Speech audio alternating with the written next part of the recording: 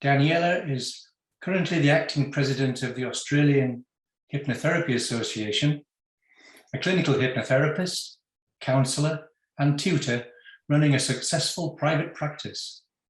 She is also a highly experienced nurse and midwife, having spent 20 years working at the cutting edge of IVF in Australia. She is an international speaker on mind-body therapy and healing modalities.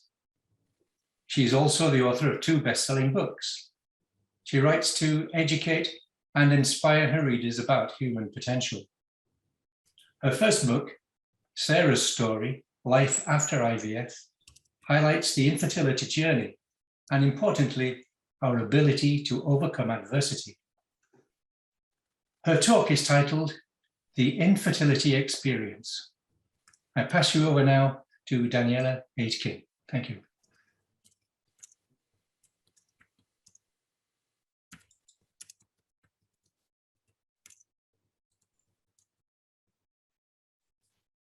Hi, Danielle. Hi, Danielle. You're muted. Your mic is muted, just to let you know. There we go. Good. I've unmuted myself. That's a good start. Greetings, everybody from Melbourne, Australia. It's later in the day here than it is for most of you in UK. Now, I also just have to see if I can share my screen. There you go. I think that's right. So my talk is the Infertility Experience, creating resilience and improved outcomes, with the twist about COVID, of course, because one of the major issues in the infertility journey is stress. And as we're all aware, COVID has certainly added that to most of our lives. So I'm just seeing, oh, there we go, my screen's working. So the aims, I just want to provide some information and give some practical tools on how to best manage this client group. In order to do that, though, I need to give a bit of an understanding as to what the infertility journey, the normal infertility journey, is about. And I'll be giving some examples on some types of mind-body therapies that we can use, hypnosis, mindfulness, visualizations, that sort of thing, that can be very helpful in outcomes of improved outcomes for this client group. So currently, statistics of infertility in Australia are 1 in 6 couples, which is quite high, will experience some infertility issues. And in other countries with lower socioeconomic type status and greater poverty and health risks, the World Health Organization says probably 1 in 4 will need help or assistance. In order to, of course, understand, we need to define what infertility actually is. And it's defined as an inability to conceive after 12 months of unprotected and regular intercourse. So we've got the usual causes, which of course, we need to bear in mind as well, because there's 2 factors here. There's what we can do and what we really need other interventions for, surgical and or medical interventions. So the usual female causes, tubal, uterine, ovulation, the things that you would expect, endometriosis, ovarian failure for the women. And I've highlighted there autoimmune diseases, social trends and stress, because they're the things that we can do something about using the therapies that we can access, hypnotherapy and mindfulness, as I said, are 2 really great ones to use with this client group.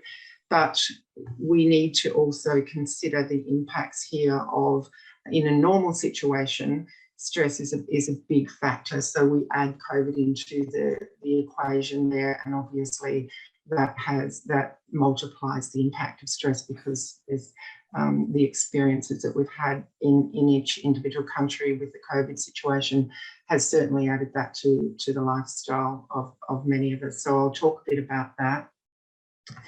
The male infertility factors is the usual suspects, as you might expect: the abnormal sperm function or production, problems with sperm delivery, such as absence of vas deferens, where sometimes due to genetic diseases such as cystic fibrosis, that sort of thing, and environmental factors. But we also there have lifestyle issues and stresses as well. So again, things that we can actually do something about. So we add COVID into the list of usual factors, and we in Australia have we're a bit behind the rest of the world as far as the COVID journey goes.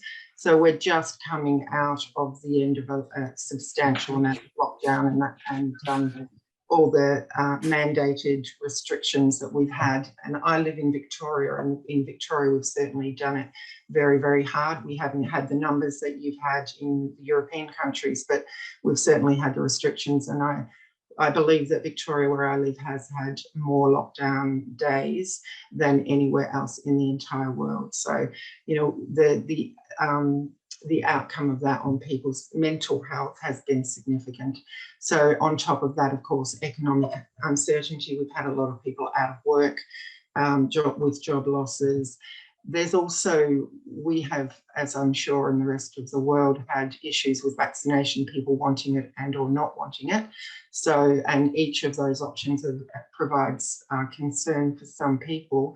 We have a situation in Victoria now where if you are not vaccinated, you basically can't do much at all. You can't work. You're shut out of social environments, shops, certain shops, restaurants, that sort of thing. So this all adds to the lived stress experience, which is going to have an impact on people's infertility.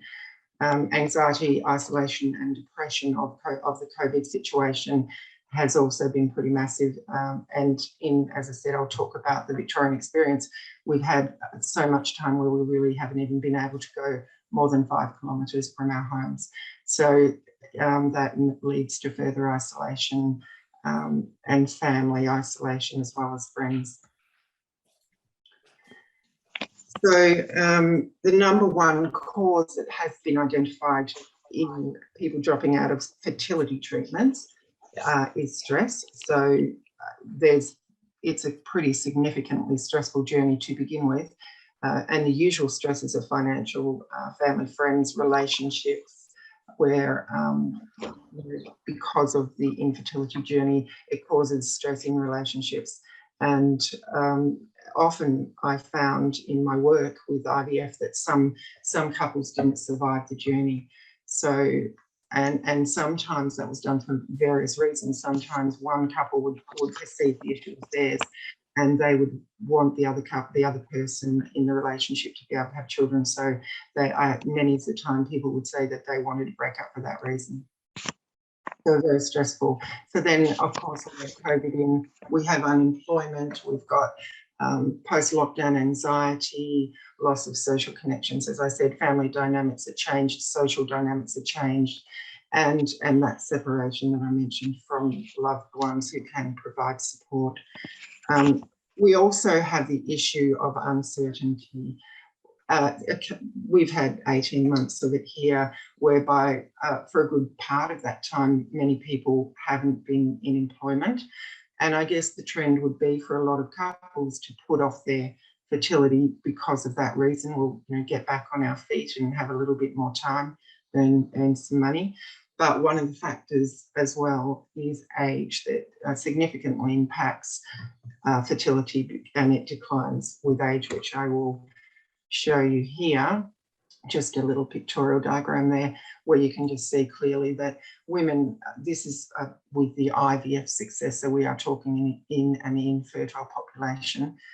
Women under 29 years have their best success rates for fertility, and it declines thereafter. So men's fertility also is influenced by age, with which a lot of people aren't aware of, but it declines a little bit around 40, 45, leading to that reduction in sperm quality. So this is just another way of looking at those same figures, and you can see quite clearly there that those numbers drop off pretty rapidly when we're talking about getting up to around 40 or 44 years of age there. And in simple terms, if a woman is trying to conceive when she's under 30, she's going to have 4 times a higher chance of conception than she is when she's over 40. Okay, so why is stress such a factor? Well, stress is a factor because when we're in stress, it actually reduces fertility and many other functions as well. If you think about it, we're not supposed to live in stress. Stress is a wonderful function of the body, stress mode, fight-flight mode. but we're not supposed to live in it, and we as human beings can turn it on with our thoughts alone when there's no actual danger. So, but when we're living in a stressful situation constantly, then there's stress chemicals in the body that turn off certain functions. So the things that don't work so well in a stressful situation, fertility being number one, also digestion, immunity, which is an interesting one when we're talking about COVID. So there's a lot of fear naturally about will I get COVID, and all the restrictions as well. And so stress will actually be a predisposing factor to actually making it probably more likely that you might get sick. Clarity of thought, memory, some of the other functions that are impaired when people are living in stress. So generally the body's not going to reproduce in stress, but we're talking, again, I'm talking about the infertile population. In Australia, I think we've had a bit of a baby boom because we were all locked down, and 9 months later we're seeing some babies from all of that. But if we're talking about a predisposed infertile population, it's a bit of a different situation. So what happens when everybody's living in so much stress is that our brains actually we get used to living in stress mode, and we can actually wire the brain to be more stressed. And that obviously is something that, you know, we as therapists can consciously do something about with our clients when we recognize that.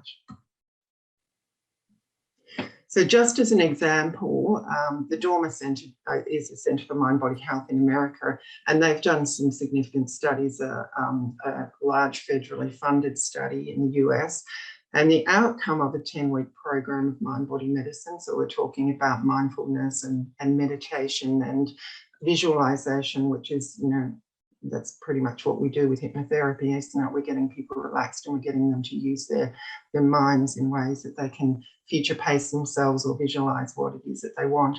In this study, it showed that there was a 55% increase in a previously infertile population. 55% of women conceived within 6 months of the program, compared to only 20% in the control group. So that was a fairly significant study, and it just shows what's possible. So the benefits of mindfulness, you know, we're reducing the stress. We want them to focus on some of the processes such as breath work, which I'll talk a little bit about as I go on, and with a view to giving them a sense of control. So identifying the things that are putting them into stress, and often it can be what they're thinking. So identifying thoughts that are unhelpful and not focusing on unhelpful feelings as well. So just bringing it into awareness. Step one, I'll often say to my clients, step one is being aware, and as soon as you're aware, it puts you in the driver's seat because you then have a choice. So, you know, step one, what am I thinking that's making me feel this way and creating stress in my life? And the second step, really just challenging it in any way possible and asking, is this helpful? And if it's not, we want to use the breath, take a breath, bring the body back into a calm state. When we're in stress, we're really activating our sympathetic nervous system, which is, you know, stress mode. And what we want to do with the breath work is bring them out of stress, and we activate what we call the parasympathetic nervous system, which is our rest and digest mode. And when we do that consistently, we're beginning to bring the body out of stress and get them rewired for more relaxation and calm. So that's the awareness. Mindfulness is, we don't want them to be judging these thoughts. They're repetitive, often thoughts. The thoughts about the money, thoughts about will I be able to conceive, thoughts about is this COVID vaccine going to influence my fertility even further. We have people who are concerned both ways about, you know, getting the vaccine and how that might impact fertility, and not getting the vaccine for similar reasons. So basically what we want to do is we want them to take some control over that rumination and the thought process, and bring them back to the moment without the judgment of those repetitive thoughts. So because the in-breath is connected to sympathetic nervous system and the out-breath is more parasympathetic nervous system, we really want to create a system where they're going to connect more to that out breath. So that's generally with a ratio of 1 to 2 works quite well. Breathe into 1, breathe out to 2, or breathe into 4, breathe out to 8, that sort of thing. And there are many, many breath techniques available. Dr. Andrew Weil he has popularized one of the breath techniques called 478, which is a yogic technique that's been around for a while. But it's really just, I always say to my clients, if they can just allow the exhalation to be twice as long, and the physiology of the body is also important. So if we can sort of bring the shoulders down with that exhalation, it really begins to talk the language the body understands, and the clients can fairly quickly get themselves out of stress mode when they practice this. And it's really just a matter of interrupting those constant patterns of thoughts that they're having, or feelings that they're focusing on. And what we're talking about really is neuroplasticity, rewiring of the brain, and this is something that we can do with awareness, and practicing mindfulness and self-hypnotic techniques can really help them with that process. They're being very aware of their thoughts, and so the thoughts that they want to hold on to and the thoughts that they no longer want to hold on to. So we get them to have a look at that and change those patterns. So I'll talk to my clients a bit about this, and particularly post-COVID, as I've said. I've had so many of my clients, as I'm sure many of you really have been very, very impacted by the COVID, and in a fertility setting, then that's not going to be helpful at all. So their thoughts are very important, and if they think a thought, the body has a way of releasing chemicals directly related to that thought. So, before they know it, they're feeling exactly the way that they were thinking. So if they're thinking those anxious thoughts, they're going to very soon be feeling anxious as well. If they're thinking the depressed thoughts post-COVID and being isolated, they're going to very quickly be starting to feel depressed as well. So what they're thinking, they're soon going to experience. So I give my clients homework, because obviously we're seeing them in session for an hour, perhaps in a week or maybe 2. So homework is essential, because what we want to do if we're looking at rewiring and bringing them out of stress, we really want them to practice a lot. So the homework is very important, and following up on it is also very important, because if you give your clients something to do and we don't follow up on it, then we're not really enforcing to them that it is important. So they'll think that it's not important if we're not going to at least bother to follow up on it. Excuse me. So what we're doing here is we want to normalise the situation, let them know that they're not alone, that many people are experiencing what they're experiencing. It has been compounded by COVID. Many women go through this, and men as well. They're on their own journey. And there are things that we can do. So that's the important message. So with a problem solution type stage, and with any of our clients, obviously we want to know exactly what it is.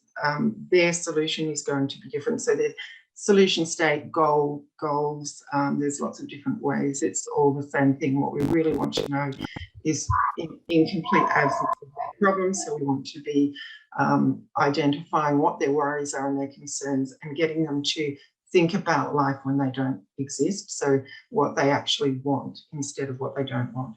So turning it around, how life will be. And then with hypnosis, we can use that in hypnosis, of course, but also I teach them self-hypnotic techniques so that they can start to really connect to that state more and more. And as they do, turning off the stress mode as well, as with all hypnotic techniques, and with visualizing and future pacing, we're getting them to sit more in that future state. And where the mind goes, the body often follows. So benefits of the homework is going to be, as I said, just allowing them to create more awareness and be in those solution states more and more, to identify when they're sitting in anxiety and to bring themselves out of it. So specific homework, breath work, very, very important. Mindful techniques, so teaching them about mindfulness and non-judgment. Meditation, mindful body scans, positive visualization, self-hypnosis. So the longer the client stays in these states and the more often, the more they're turning off their stress mode and more likely to lead to positive outcomes with their fertility journey. And as it just says, their fertility is one of those things, as I've already stated, that will turn off in stress in some situations in the infertile group. So in summary, what we want to do is we want to reduce their stress, connect them more to that parasympathetic nervous system, introduce those mindful techniques, and not put off seeking help, and or not put off their fertility for another year and another year if their age is getting up there, because age certainly matters, as I've said. And to also seek the right advice, because I have, in the clinic often, I did see people who came in who had been given wrong advice, and time gets away, and time is one thing that is very precious in this group. Okay, and the main thing is, obviously, as with all our clients, we need to focus on things that we can actually control, not the things out of our control. And I think that is it. I'm not sure how I'm going for time, but hopefully not too bad. I did write a book on it, so it identifies the journey. It just has some good information in it as to what the actual infertility journey is, and COVID compounds that significantly. So thank you very much. Thank you, Danielle. I think that was really informative. And okay, I'm just going to look at some of the questions here. We've got a question from Manraj. So in your experience, is there any data or correlation between COVID vaccination and fertility? That's a very interesting question, and I am not aware that there is, but there's a lot of concern from a lot of people. So I think the vaccine hasn't been around long enough for there to be any long-term data on these matters, but it is a concern for a lot of people who are trying to conceive. That's the dilemma, because there is no long-term data. So do I have it? Do I not have it? Yeah. So I suppose that this would also put sort of a break on many people's plans as well for infertility treatment, because of the lack of information that we have about COVID. So a lot of people may be putting that on hold as well. Yes. Yeah, for sure. Yeah. Okay, we've got another question here from Mei Tang.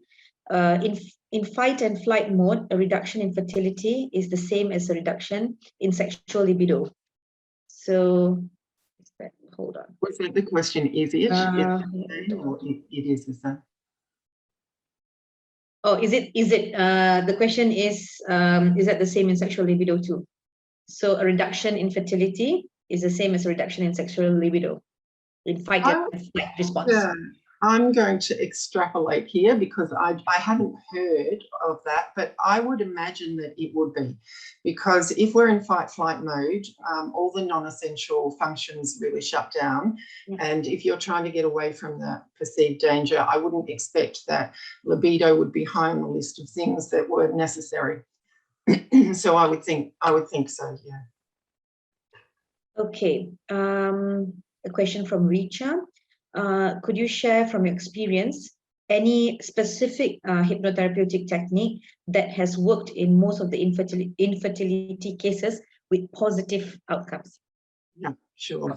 What I do is as you know, in hypnotherapy, you don't have to get your client to imagine exact the anatomy, if you like, as long as they have the right understanding of it. So they can imagine their fertility system however they like. But I would often, if I'm working with IVF clients, I would get them to imagine a lovely, nice uterine lining and an embryo implanting, and future pacing them to get their test results, that sort of thing. But very importantly, to really get them to sit in that out of stress mode, so a relaxed mode often, and do those visualizations of implantation, or if it is if it is an IVF cycle, of follicle development and fertilization, that sort of thing, and follow the process through. Yeah, it's pretty amazing what you can do. So I think, all right, so there's probably a last question for you from Christina. If the IVF was successful, but the mom had a miscarriage, could hypnosis help with that?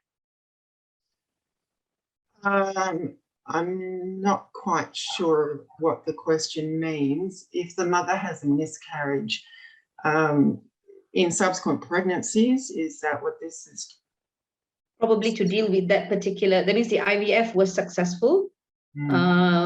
So the hypnosis probably helped with the IVF, but the mom ended up having a miscarriage anyway. I think that's probably, yeah.